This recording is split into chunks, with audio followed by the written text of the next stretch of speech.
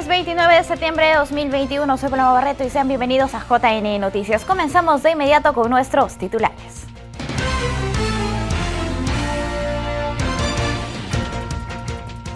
OMPE realiza despliegue de material electoral a diversas regiones por revocatoria y comicios en Chipao.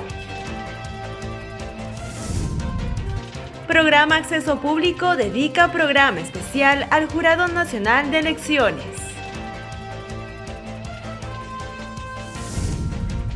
Desde Ecuador, presidente del JNE y jefe de OMPE exponen sobre institucionalidad electoral.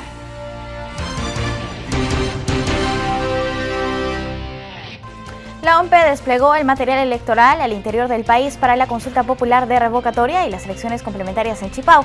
Se estima que este jueves estarían llegando a sus oficinas descentralizadas. De acuerdo con lo establecido en nuestro cronograma de actividades, se da inicio al despliegue del material electoral. Material electoral para la consulta de revocatoria y las elecciones complementarias en Chipao fue trasladado este martes por la OMPE hacia sus oficinas descentralizadas. Son 6 unidades que van a ir a cada una de las 6 ODPs que han sido designadas para este proceso de consulta popular de revocatorias. El material electoral desplazado comprende todos los documentos que son utilizados en el día de la jornada electoral, incluyendo también aquel que se utilizará para el simulacro del sistema de cómputo electoral y las plantillas Braille. Por otro lado, personal fiscalizador del JNE constató que todas las unidades de transporte tenían las puertas cerradas herméticamente y llevaban precintos de seguridad. La empresa de transportes está obligada a contar con un sistema de rastreo satelital. La central de operaciones la hemos instalado acá en el segundo piso de nuestros almacenes. Ahí constantemente hay personal, tanto de la empresa como personal de la Gerencia de Gestión Electoral, monitoreando en todo momento la ubicación en tiempo real del vehículo de transporte. El despliegue terrestre hacia el interior del país tendrá una travesía de 2 días como máximo. Los destinos más cercanos son las localidades en el departamento de Lima, Yauyos, Huarochirí y Chincha, mientras que los más lejanos son Sama, Tacna y Lobitos. Ayer cerraron las inscripciones para el programa de excelencia electoral para jueces y fiscales. En su 5ª edición, más de 80 funcionarios se inscribieron. La Escuela Electoral y de Gobernabilidad publicará mañana la lista final de los inscritos. Este lunes 13 de octubre, el Jurado Nacional de Elecciones iniciará la capacitación en materia electoral a jueces y fiscales, con la finalidad que quienes aspiren a asumir cargos de presidentes y segundos miembros de jurados electorales especiales estén preparados para el cargo. Ayer cerraron las inscripciones que se realizaron de manera virtual y la Escuela Electoral y de Gobernabilidad de la institución señaló que se capacitará a 60 funcionarios y actualmente tiene una inscripción de 85, siendo estos días la evaluación curricular, ello para publicar la lista final. Asimismo, la capacitación especializada logrará que se perfeccione el desarrollo de la justicia electoral en el Perú, aprovechando las plataformas virtuales para llegar a más interesados, continuar con su capacitación profesional. Cabe recordar que el programa comprende temas como democracia y derecho electoral, sistema de justicia electoral en el Perú, estudio particular de las reformas electorales más relevantes, entre otros. En ese sentido, la plana docente a cargo está integrada por Salvador Romero, quien es presidente del Tribunal Supremo de Bolivia, el constitucionalista Carlos Hackanson y Jessica Clavijo, directora nacional de Fiscalización y Procesos Electorales, entre otros profesionales. Cabe destacar que la Escuela Electoral y de Gobernabilidad publicará la lista de admitidos en la página www.eseg.edu.pe. El canal IP, un canal de televisión de programación cultural y educativa para la audiencia infantil y juvenil, estrenó un nuevo capítulo de su programa Acceso Público con un especial sobre el Jurado Nacional de Elecciones. Veamos. Nadia, el día de hoy vamos a hablar acerca del Jurado Nacional de Elecciones. ¿Tú qué sabes de su chamba? Mira, la verdad es que estoy un poco confundida porque yo sabía que la OMPE es la que realiza las elecciones, así que no sé qué rol tendrá el jurado ahí. Sí, es verdad. Aunque por el nombre jurado podemos sacar que son jueces de alguna manera, ¿verdad? El Jurado Nacional de Elecciones fue protagonista de un nuevo capítulo del programa Acceso Público, espacio del canal IPE donde se absolvieron preguntas frecuentes sobre su rol fiscalizador y su implicancia en la legalidad de una elección, de la elaboración del padrón y del registro de organizaciones políticas.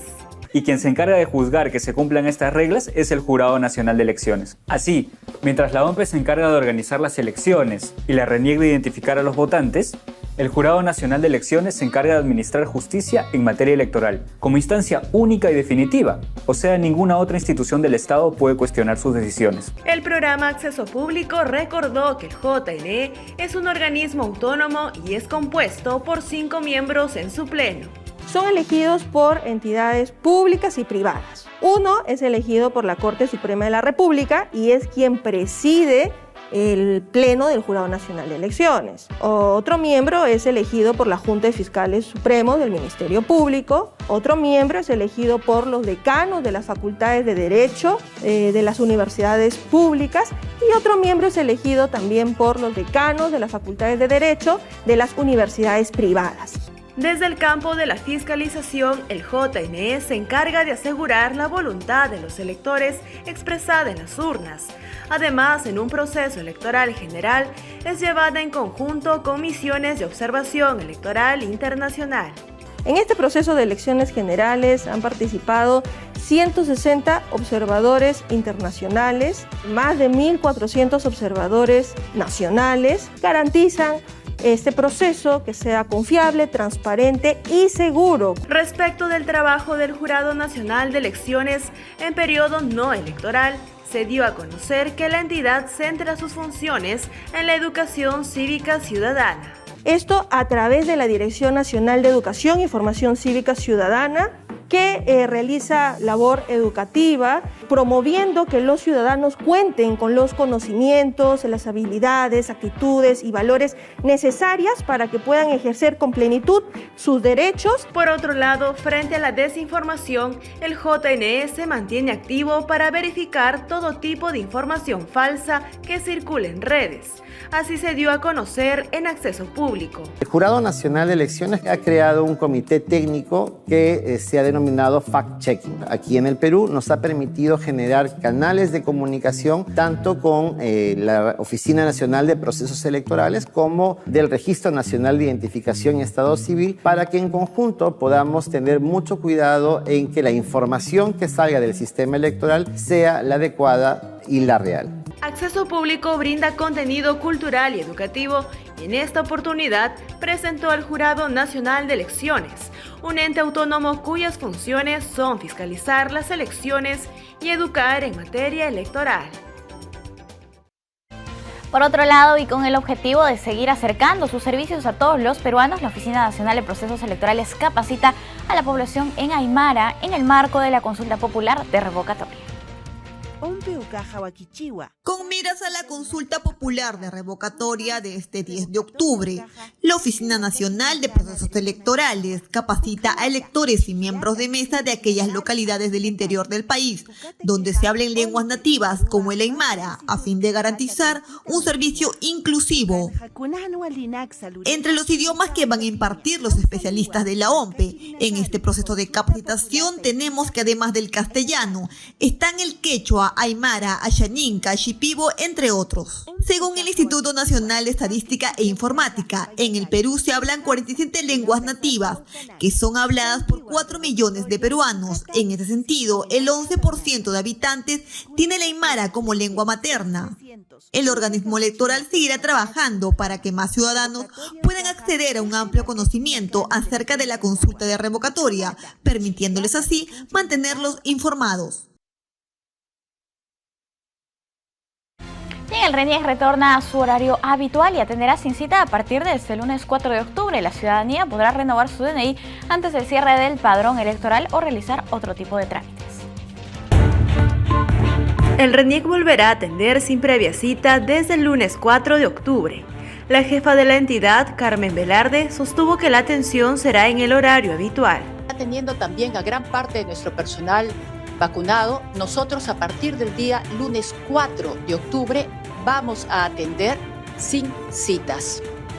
Estamos levantando el sistema de citas para que todas las personas que desean hacer su trámite de DNI puedan ser atendidos. Pero para ello también vamos a retornar al horario normal que tenía el RENIEC antes de la pandemia. La atención al público a partir de ese día será en todos los centros de atención a nivel nacional en horario corrido de 8:45 de la mañana a 4:45 de la tarde.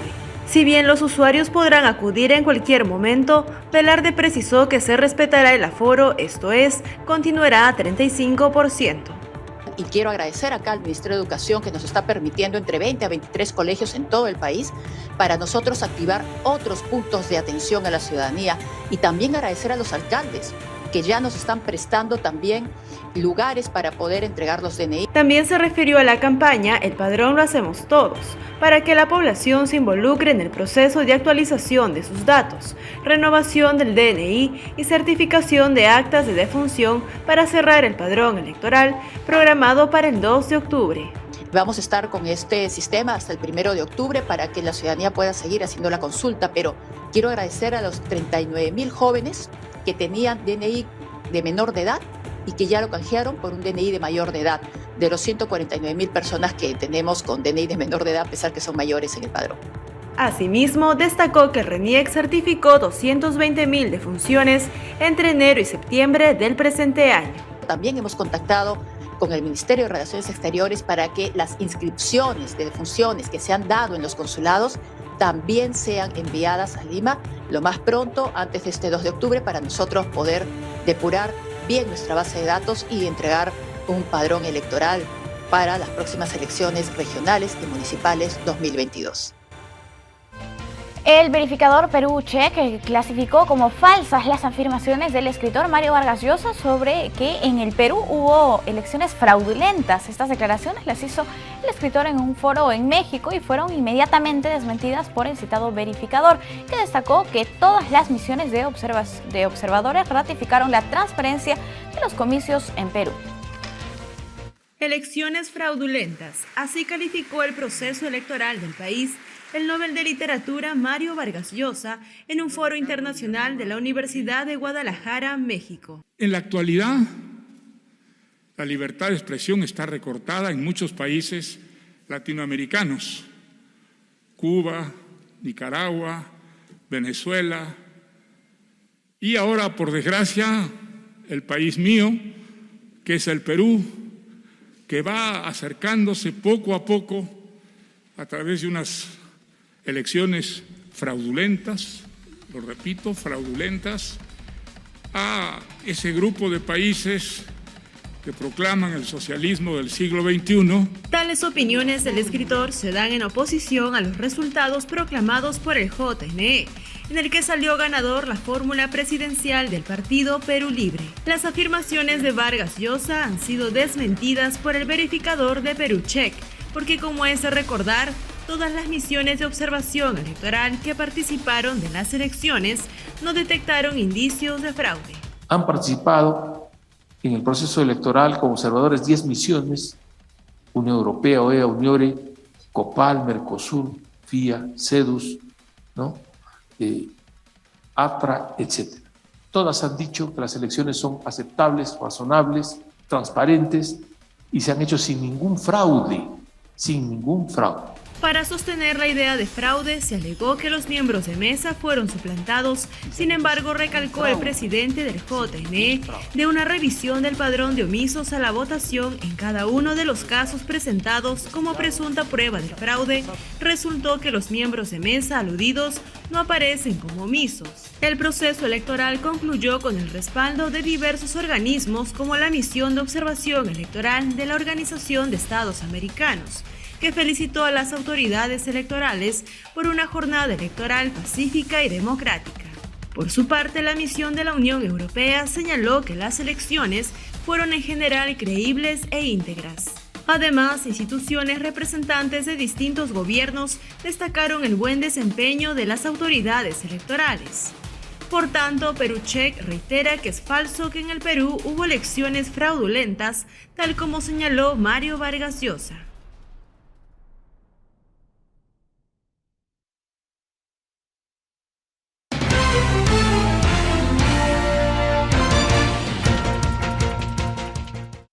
vamos a conversar sobre la experiencia de las PASO, las primarias abiertas, simultáneas y obligatorias en Argentina. Hoy estamos con el abogado y exdirector nacional electoral de Argentina. Se trata del doctor Alejandro Turio. Bienvenido, ¿cómo está?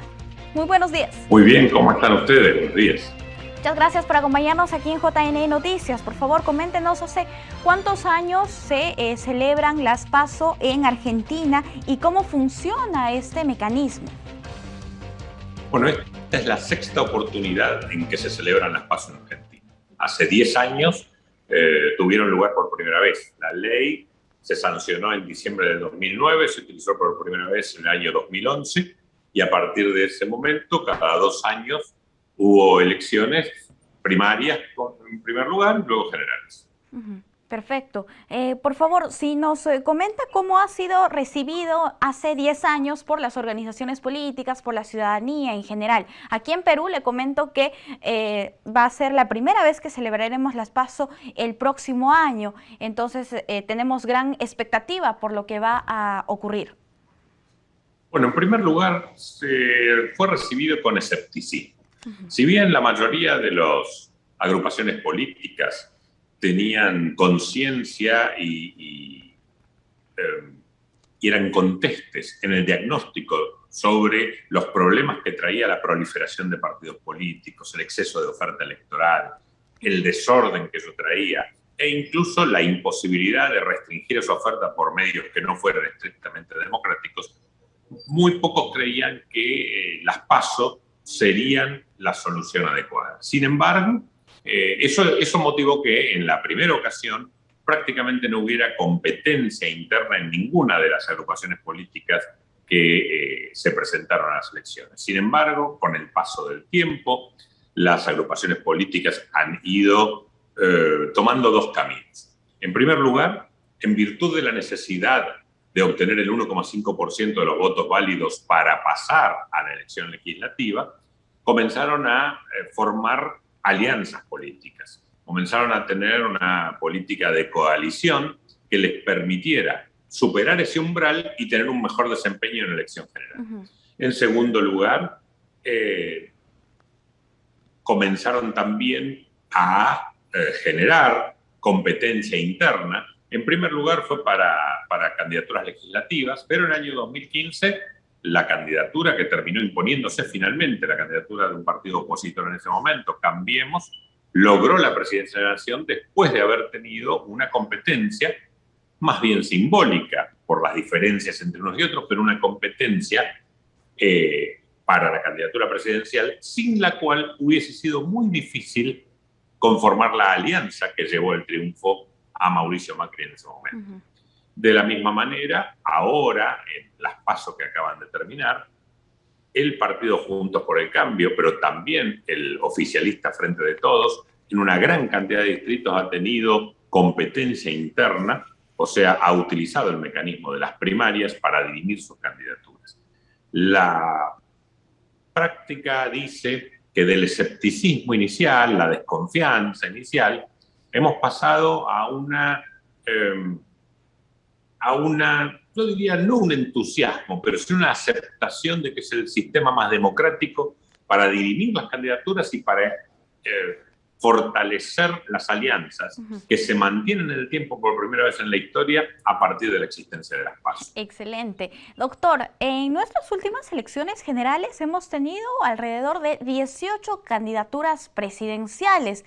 Esta es una cifra bastante alta para la región. Ustedes también tenían más o menos esa cantidad hace 10 años de candidaturas, ¿no? ¿Con las PASO han logrado solucionar este tema de oferta política? Efectivamente, me recuerdo que en el año 2007 hubo una gran cantidad de candidaturas, hubo 14 candidaturas presidenciales, ya en el 2011 hubo 7, y luego hubo gran cantidad de precandidaturas, pero que no lograron ser candidaturas. Entonces, en el 2015 hubo 5, la competencia final fue entre 5, y en el 2019, si bien no hubo competencia prácticamente en ninguna de las grandes formaciones políticas, sí ese precedente hizo que hubiera una menor cantidad de fórmulas. A eso nos referimos cuando evaluamos las PASO, al ordenamiento de la oferta. El ordenamiento no es una cuestión formal, es tratar de agrupar las opciones políticas de forma que cada una tenga una mayor viabilidad, sea para acceder a cargos legislativos o sea para que sea más competitiva. En Argentina los partidos políticos en muchos casos habían perdido competitividad. En la elección del año 2007, quien salió primero en número de votos duplicó a quien salió segundo. En cambio, algo similar pasó en el año 2011. En cambio, a partir del 2015 y 2019 y de la existencia de PASO, existe una competencia más pareja, más cercana entre fuerzas, lo que le da mayor legitimidad a la democracia. Las PASO han generado lo que nosotros llamamos un bicoalicionismo. Dos coaliciones que se enfrentan y compiten. Perfecto. Doctor, recientemente con la pandemia se trató de postergar estas PASO que ustedes tenían ya instauradas en su democracia. Una situación similar es la que se vivió hace algunas semanas aquí en el Legislativo Nacional, cuando se pretendió todavía postergar o dejarlas de lado para estas elecciones que celebramos el próximo año. ¿Ha sido difícil todavía la permanencia de las PASO en Argentina? No, porque si bien hubo al principio una idea de suprimirlas más que de postergarlas, luego llegamos a un consenso que postergándolas un mes, de agosto a septiembre, y la elección general de octubre a noviembre, íbamos a tener más cantidad de gente vacunada y una mejor situación climatológica que iba a permitir, por un lado, que más gente concurra a las urnas y que, por otro lado, haya menos riesgos sanitarios para aquellos que concurren. Así que hubo un voto prácticamente unánime, el 92-93% de los parlamentarios votaron a favor de la postergación, lo que habla de la consolidación de las PASO como un acuerdo general de la política con que las PASO son el sistema más idóneo para tramitar tanto la competencia preelectoral como la preparación de las elecciones. En ese sentido, con la experiencia de las PASO que tienen ustedes y con el último proceso que han tenido hace algunas semanas, ¿cuál sería, digamos, la recomendación o cómo ustedes verían estas PASO replicadas en Perú? Porque las PASO que vamos a celebrar nosotros aquí son bastante similares o están inspiradas en el modelo argentino. Bueno, yo creo que es importante planificar con tiempo. Por supuesto, las medidas de la pandemia ya las saben hacer bien porque han llevado muy bien adelante las elecciones este año en Perú. La OMPE, también el jurado, también el RENIEC han provisto todo lo que había que proveer para tramitar unas elecciones adecuadamente. Ahora bien, creo que las PASO requieren un gran esfuerzo didáctico, gran esfuerzo docente del que espero que esta misma comunicación sea parte. Y es explicar exactamente cuáles son las condiciones en que se realizan las PASO, cuáles son las consecuencias. Quitar la idea de que la elección es una cosa que ocurre un día. Hay un proceso electoral, hay un periodo electoral que se caracteriza por actividades preparatorias, concomitantes y posteriores a la elección. Entre las acciones preparatorias está esto, que es una elección en sí misma, pero que es tan importante porque es una concatenación procesal, administrativa y jurídica de efectos, de cuestiones que tienen efectos unas sobre otras y que terminan en la elección legislativa, municipal, presidencial, la categoría que fuere. Pero es fundamental que tanto los partidos como los ciudadanos y las ciudadanas tengan conocimiento de que una elección produce efectos en la otra elección. Hay un universo electoral, una cantidad de candidaturas que se presentan en la primera, pero que no necesariamente van a estar en la segunda. Que para que estén en la segunda, o sea, en la elección general, tienen que ser votadas y obtener un número de votos en la primera. Y que, bueno, esto hace una traslación de poder de las cúpulas partidarias a la población en general. Entonces la población tiene que ser consciente de que está investida con ese poder para que lo pueda ejercitar adecuadamente. Claro, definitivamente, y es lo que se trata la democracia, ¿no? Precisamente que se trata de la voluntad ciudadana. Listo. Efectivamente. Doctor, muchísimas gracias por acompañarnos aquí en JNE Noticias. Ha sido un gusto conversar con usted. Un gusto para mí y saludos a todas y a todos los que día a día trabajan por una democracia más consolidada en el Perú. Excelente, muchísimas gracias. Cuídense, hasta una próxima oportunidad. Amigos, nosotros hemos hablado sobre la experiencia de las elecciones primarias en Argentina. Tenemos que hacer una pausa, volvemos.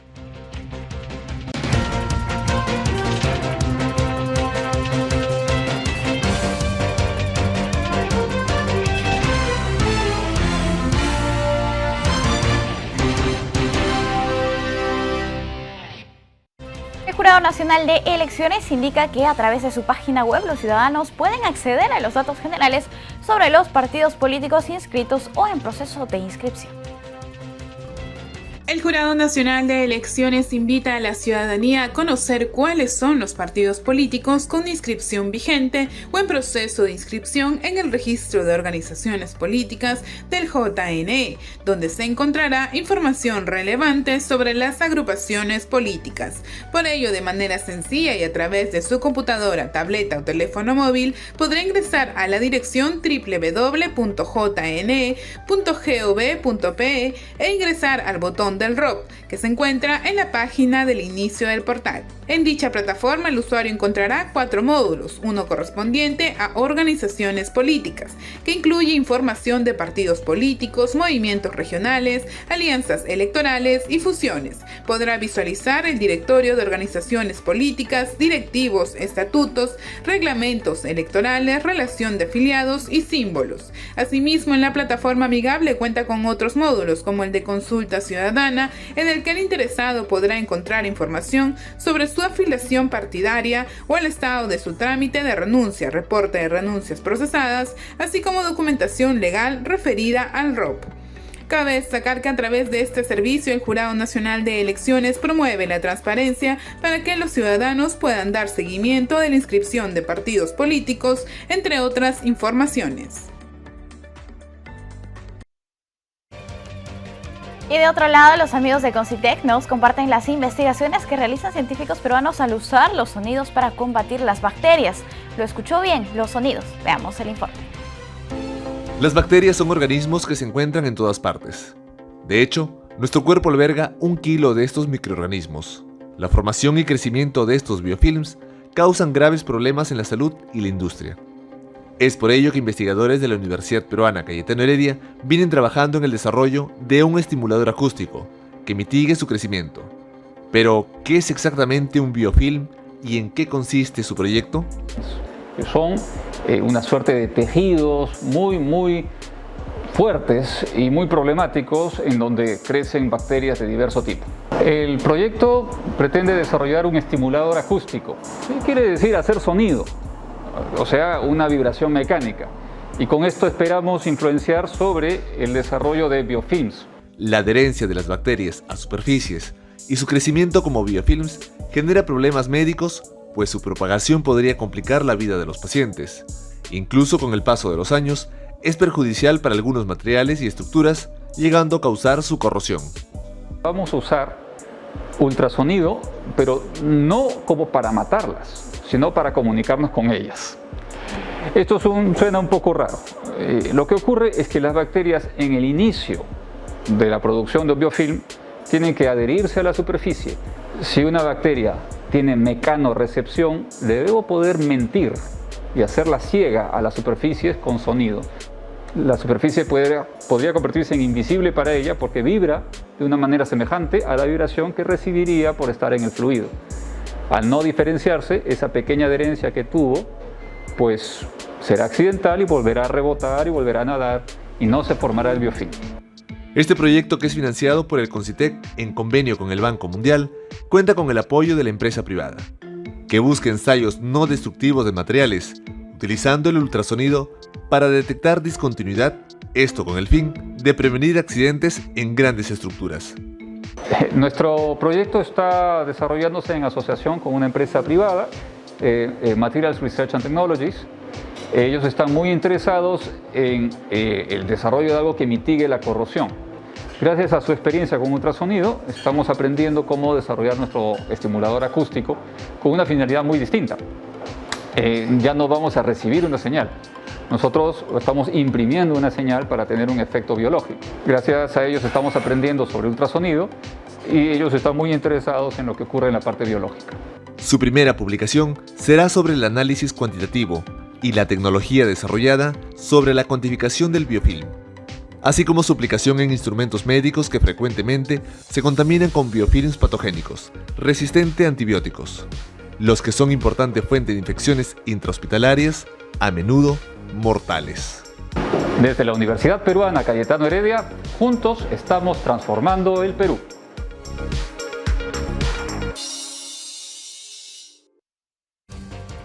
El Ministerio de Salud nos presenta a continuación su microinformativo nacional. Veamos.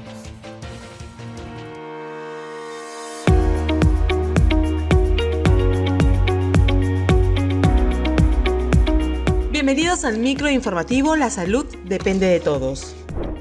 La tercera edición del VacunaFest contra la COVID-19 se realizó con éxito este último fin de semana, inmunizándose a jóvenes de 23 años a más, quienes esperaron su vacuna rodeados de música y diversión en cada punto de vacunación. Durante su visita en el campo de Marte, el ministro de Salud, Hernando Ceballos, destacó el compromiso y el entusiasmo de los asistentes para participar en las jornadas de inmunización. Asimismo, hizo un llamado a la población a no olvidarse de asistir a recibir su segunda dosis para tener una protección completa. Es importante destacar que cada vez son más los jóvenes que asisten con su creatividad a los VacunaFest para estar protegidos frente a la COVID-19.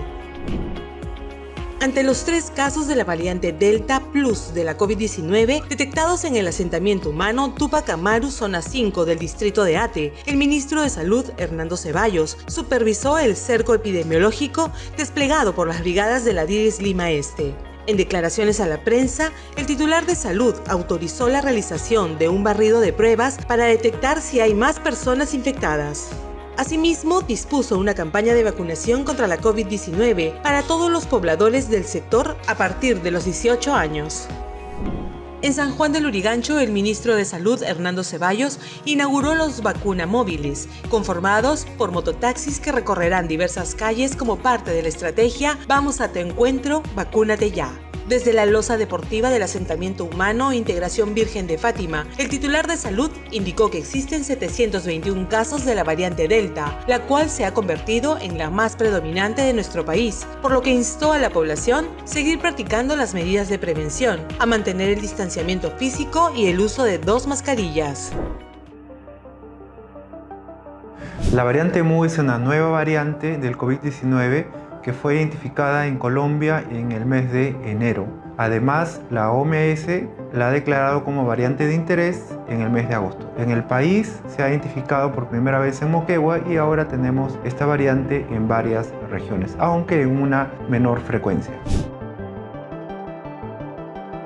Al parecer, esta nueva variante tiene una transmisión mucho más alta y también puede reducir la efectividad de la vacuna, aunque todavía está en estudio.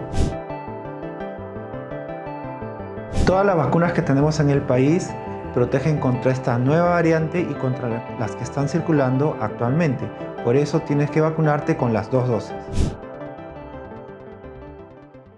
Lo más importante es no infectarse. Tienes que mantener tu burbuja social o burbuja familiar y evitar acudir a zonas con muchas personas y poco ventiladas. Además, tienes que usar doble mascarilla que cubra la nariz, la boca y la barbilla. Recuerda que tienes que lavarte las manos con agua y jabón como mínimo 20 segundos.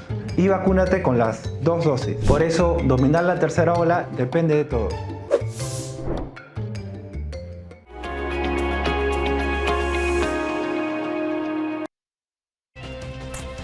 Ahora la Agencia de Noticias Andina nos comparte a continuación las 5 noticias oficiales más importantes del día. Bienvenidos, desde la Agencia de Noticias Andina estas son las 5 noticias del día. Una noticia alentadora. Por primera vez desde que se inició la pandemia, Lima Metropolitana no registró fallecidos por COVID-19 el último lunes 27 de septiembre. A nivel nacional, solo 8 ciudadanos fallecieron ese día. El MINSA hizo un llamado a no confiarse ni bajar la guardia y seguir cumpliendo las medidas de prevención y a vacunarse.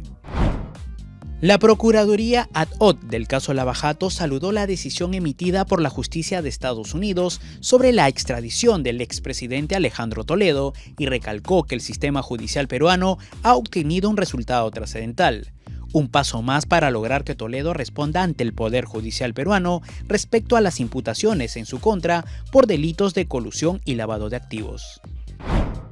La innovación en pesca y acuicultura mejorará con la transferencia por 2 millones de soles que acaba de efectuar el Ministerio de Producción al Organismo Nacional de Sanidad Pesquera, SANIPES. El Programa Nacional de Innovación en Pesca y Acuicultura es responsable del monitoreo, seguimiento y cumplimiento de los fines y metas de esta transferencia.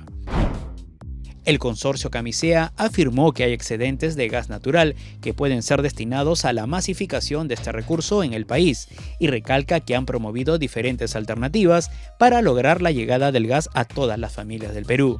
Manifestó que el gas de Camisea ha sido y es y será siempre de los peruanos y que como recurso natural estratégico pertenece al país y exclusivamente a él. La exitosa película Transformers nuevamente grabará sus escenas en Cusco. Esta vez será en el Parque Arqueológico Sacsayhuamán y en el centro histórico de la ciudad. La Dirección Desconcentrada de Cultura de Cusco dispuso la suspensión del ingreso de visitantes a la zona monumental de Sacsayhuamán el 6 y 7 de octubre. La visita turística estará solo habilitada para los otros grupos ubicados dentro del parque arqueológico, como Puca Pucará, Genco y Tambo Machay.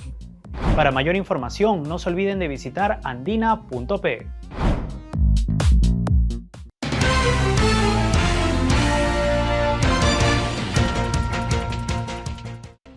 Amigos, tenemos una entrevista, vamos a conversar sobre las normas contra el terrorismo en nuestro país. Nos encontramos con César San Martín, él es juez supremo y penalista, expresidente de la Corte Suprema y profesor universitario. ¿Cómo está, doctor? Bienvenido, muy buenos días.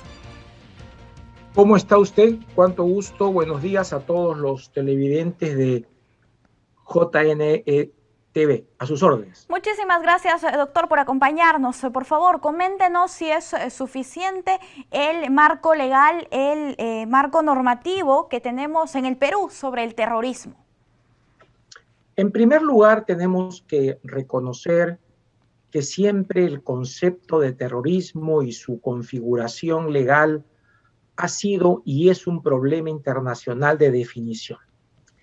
Sin embargo, poco a poco, los grandes países, nosotros nos estamos ubicando en una regulación que tiene varios puntos en común.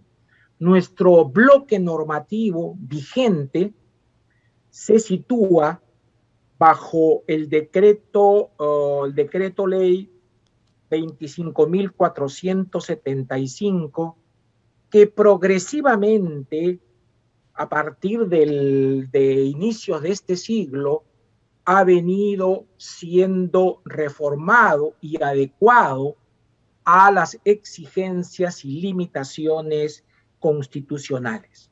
Así tenemos, en principio, que tenemos bloques normativos nuevos, como el Decreto Legislativo 985 de 2007, el Decreto Legislativo 1233 de 2015.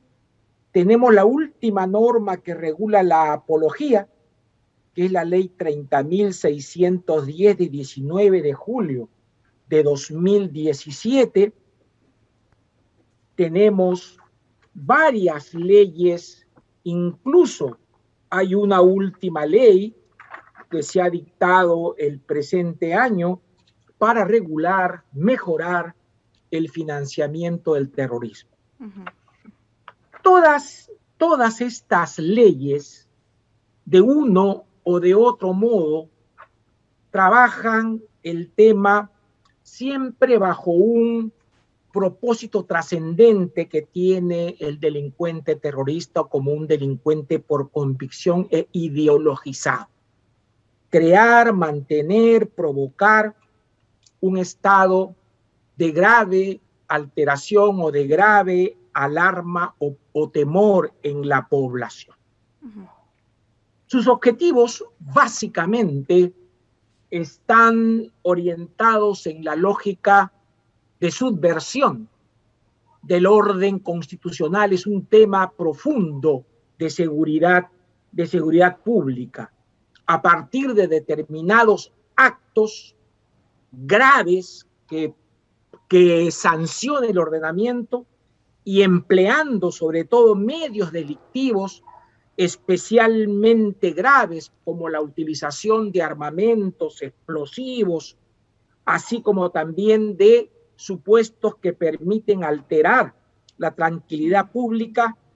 Y lo que se ha agregado últimamente con el decreto legislativo 1249 de 2016 es que también puede perseguir, alterar las relaciones internacionales con cualquier Estado. Doctor. Además, sí, dígame usted. Sí, doctor, ¿cuáles serían las penas o las sanciones que ameritan todos estos delitos aquí en nuestro país? Y nos gustaría saber, en su opinión, si es que estas son suficientes o deberían ser más duras. No, las penas son sumamente graves, empiezan desde el tipo base, no menor de 20 años, hasta 25, y luego van escalando hasta cadena perpetua.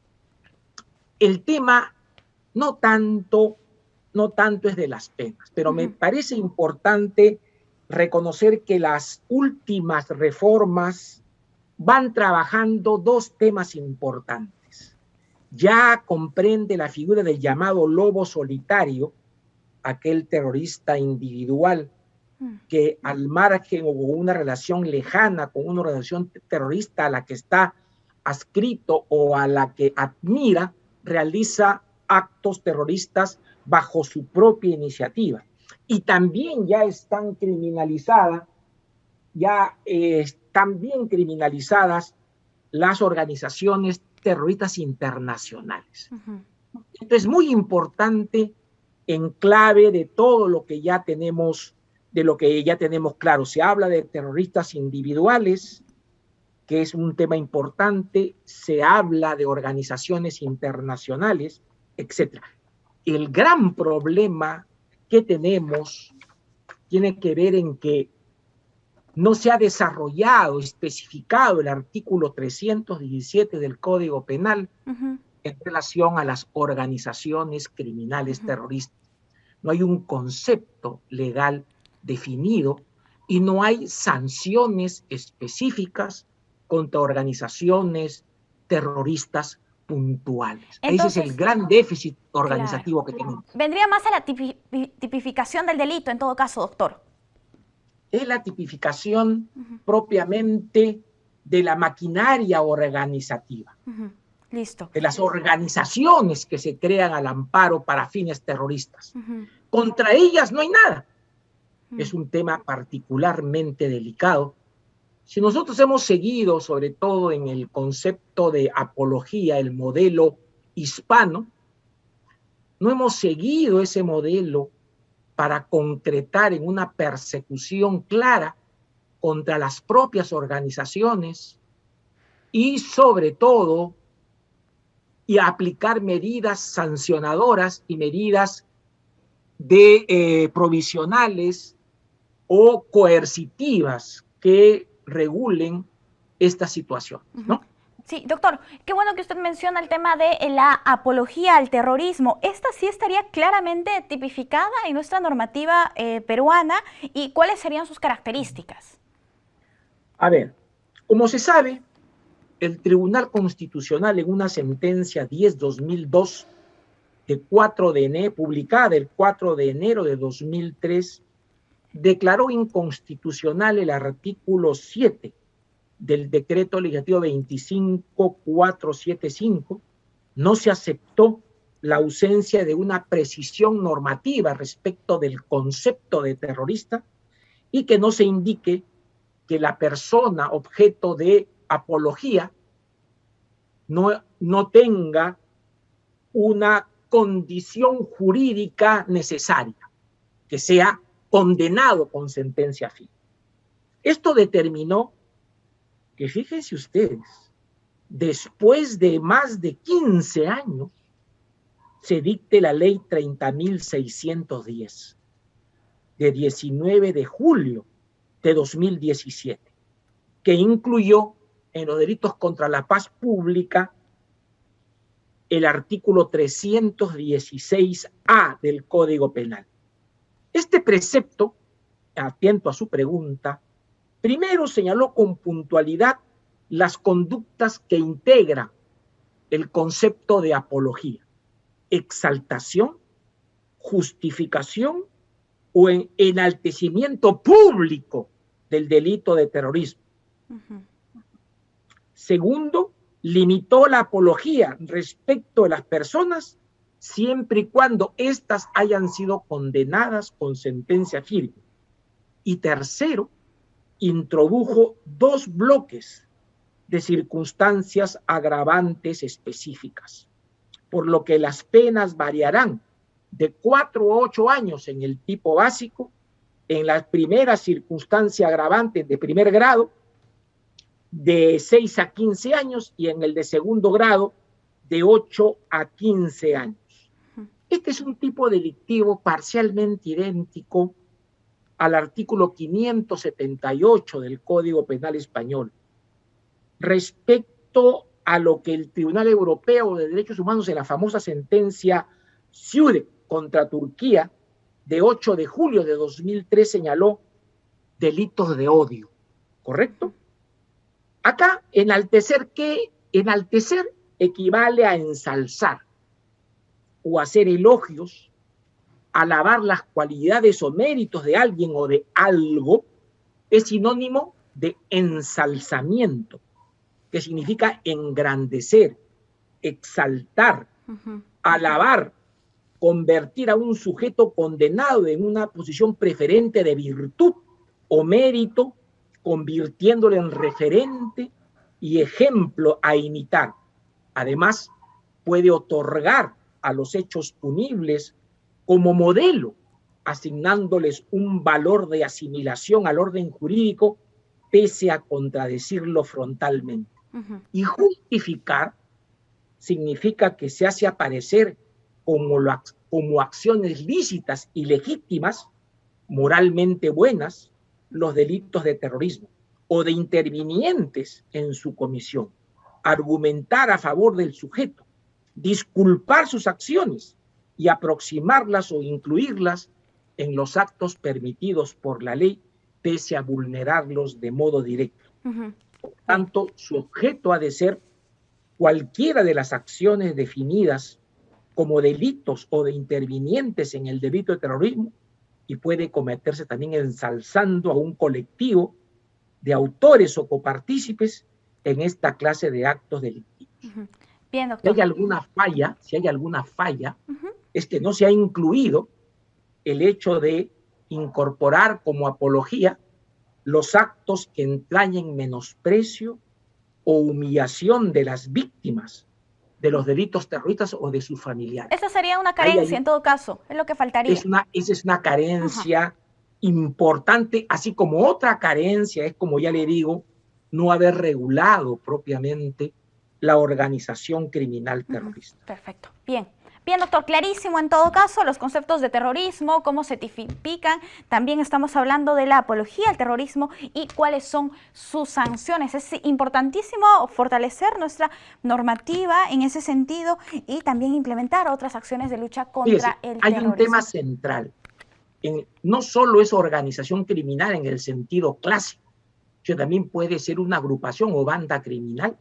Muchos estamos pensando que terrorismo solo es Sendero Luminoso y lo fue el MRTA. No. Hay otros grupos. Y no se trata de ideologías maoístas. No. Puede ser cualquier otra ideología de derecha incluso. Eso hay que tener presente. No es tratar solamente a Sendero y a sus cofradías, sino también a cualquier otra agrupación que tiene objetivos que la ley sanciona. Eso es muy importante tener presente. Listo, excelente, doctor. Doctor, muchísimas gracias por acompañarnos aquí en JN Noticias. Ha sido un gusto conversar con usted. Muchas gracias, a sus órdenes siempre. Cuídese, hasta una próxima oportunidad. Amigos, nosotros vamos a hacer una brevísima pausa. Volvemos.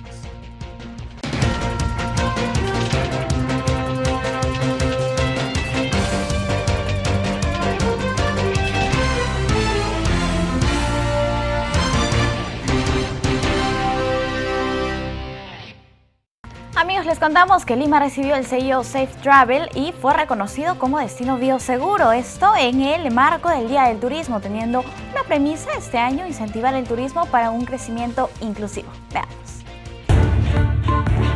Con el fin de reactivar el turismo en el Perú, el Ministerio de Comercio Exterior y Turismo entregó el sello Safe Travels al destino turístico Lima, con lo cual se garantiza el cumplimiento de todas las medidas de bioseguridad para recibir a los visitantes. Ello en una ceremonia realizada en el Circuito Mágico del Agua del Parque de la Reserva, con la presencia del alcalde de Lima, Jorge Muñoz. Quiere expresar a las personas que hacen turismo que los destinos de viajes son seguros.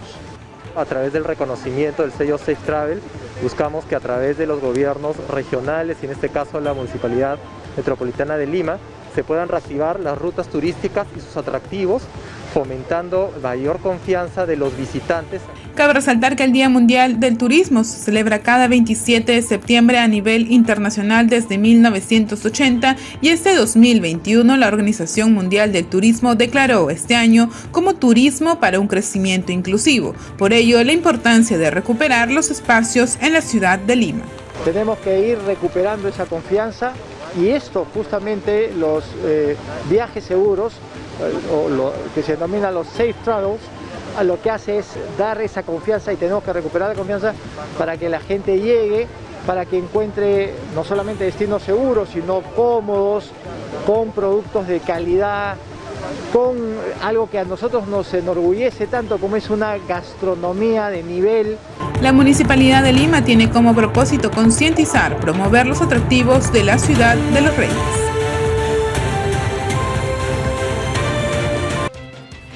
Bien amigos, el juez Tomás Hickson resolvió que el expresidente Alejandro Toledo puede ser extraditado al Perú. El magistrado norteamericano consideró que hay evidencia suficiente para que el exmandatario sea procesado en nuestro país por el caso Odebrecht. Ahora solo dependerá del secretario de Estados Unidos, Antonio Blinken, tomar la decisión final sobre si se extradita o no al exmandatario Alejandro Toledo, tras el fallo emitido por el juez estadounidense Tomás Hickson, quien representa un respaldo a la posición del Estado peruano para que el referido expresidente sea juzgado en el país, siendo un proceso que ha durado más de 2 años. El tratado de extradición entre ambos países que ha examinado el juez y en virtud del cual se puede proceder con la entrega de Toledo a nuestras autoridades, se firmó el 26 de julio del 2001, justo 2 días antes de que Toledo accediera a la presidencia de Perú. Toledo fue detenido en julio del 2019 en California, donde ha residido durante los últimos años y estuvo 8 meses en prisión al apreciar el juez un riesgo de fuga, aunque finalmente pudo salir de la cárcel y pasar a una situación de arresto domiciliario en marzo del 2020, con el estallido de la pandemia de la COVID-19. Bien amigos, llegamos al final del noticiero. Nos reencontramos mañana aquí en el 516 de Movistar TV, las redes de JNE y por la frecuencia de nuestros canales aliados. Los dejamos con bellas imágenes de Ayacucho. Permiso.